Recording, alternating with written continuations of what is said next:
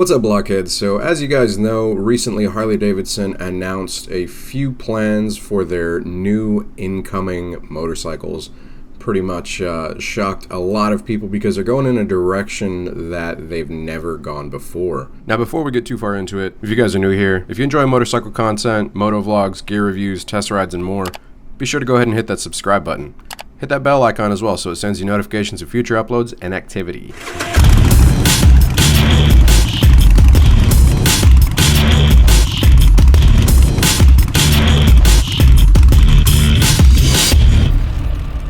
They introduced a couple of new bikes.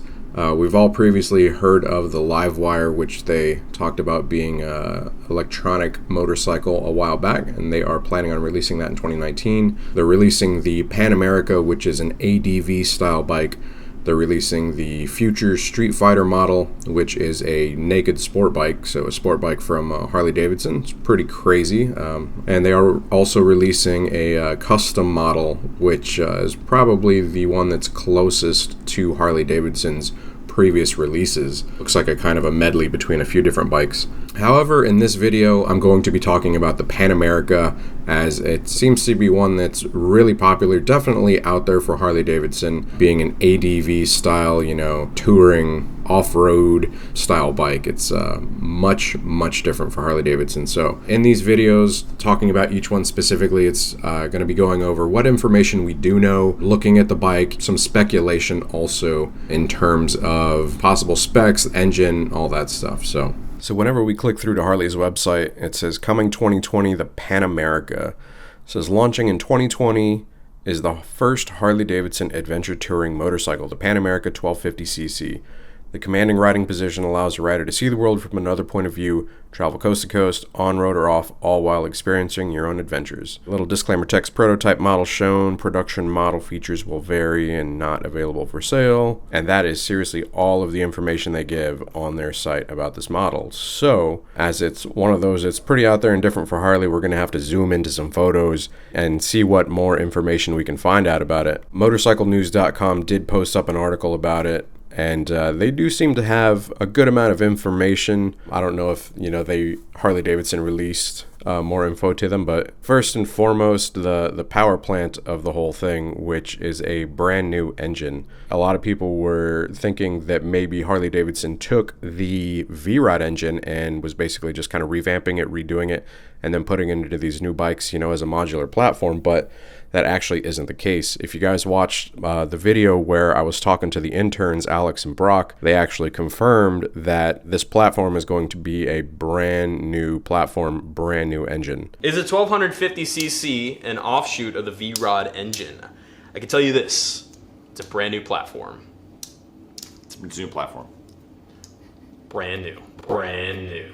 Brand spanking. And it's going to be modular in design, so it can actually be configured differently throughout the range from 500cc to 1250cc. Now with the Pan America, they're saying it's going to debut with the 1250cc and it'll have a 975cc version to come later on. And it's a traditional power plant for Harley, so it's a big V-twin. However, they're going to change out the top end quite a bit. Specifically for the Pan America with ADV adventure touring style bikes, people are speculating that they're expecting to see three things: a full electronic suite, basically talking about ride-by-wire traction control to go with the increase in power. The rest of the kit will have to get an upgrade too. Now this is all built into a brand new frame that has a new swing arm. It actually has Brembos on it, so Brembo monoblock calipers. Some Showa suspension, which is, Harley's been using that for a while. Pretty traditional ADV style add-ons with serrated foot pegs. You've got a bash plate, you've got crash bars, hand guards, tubeless spoked wheels, and then up front you've got, a decent amount of lights. You've got an adjustable, windshield or screen. Pretty big seats. It looks like you've got some spots on the side for removable luggage or panniers. Is that how they say them? Panniers, I think. And they're also talking about having a full color TFT screen that's expected to debut on some new models released later this year, actually. One of the questions that we did ask the interns was the capacity of the gas tank, seeing as how it's an ADV style bike. Unfortunately, no specifics have been released about that yet, no specs, but since it is an ADV style and just looking at the picture of the bike, people are expecting it to have excess of 200 miles per tank, which would be good. As per the video shown, it should handle off-road very well, because as you guys can see in the clip here, this guy actually jumps the bike, which is pretty cool. Now, usually these bikes aren't cheap. You know, they do range in the higher price ranges. In terms of competition, there are manufacturers that have been in this market for quite a while. BMW being, you know, the front runner, KTM as well, and then Ducati. All of them make large capacity, you know, ADV style bikes. Zooming in on the photo here, another couple cool things that you might notice is that Harley-Davidsons are usually belt driven, but if you look here at this rear sprocket, it looks to be chain driven, which is very smart, especially with an ADV bike, because belts, if you get a rock or anything, you know, between the belt and the pulley, it tends to snap belts. So having the chain, much smarter, especially, like I said, for an ADV style bike. Looks great with knobby tires. It's got the big old Brembo brakes on it. The seat from the pictures, it looks to be gel padded, because that looks a lot like the seat that's on some of their newer bikes. I know the new Iron 1200 has a seat that looks very similar to this in terms of the top of it, you know, with the padding.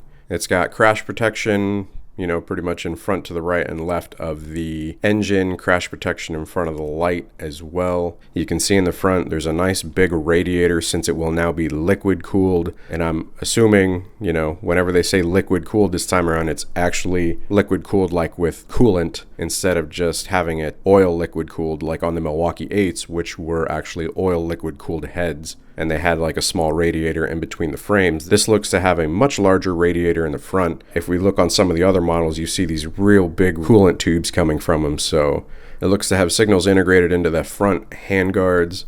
Like I previously said, adjustable windscreen. So if we go through and scrub through their video and look at some of the sketches, it shows you where the bags would go, or the luggage would go on the back of the bike. It would basically be held within this like subcage. The concept here shows, you know, maybe a skid plate on the side as well, and some different lighting than what we see in the photos.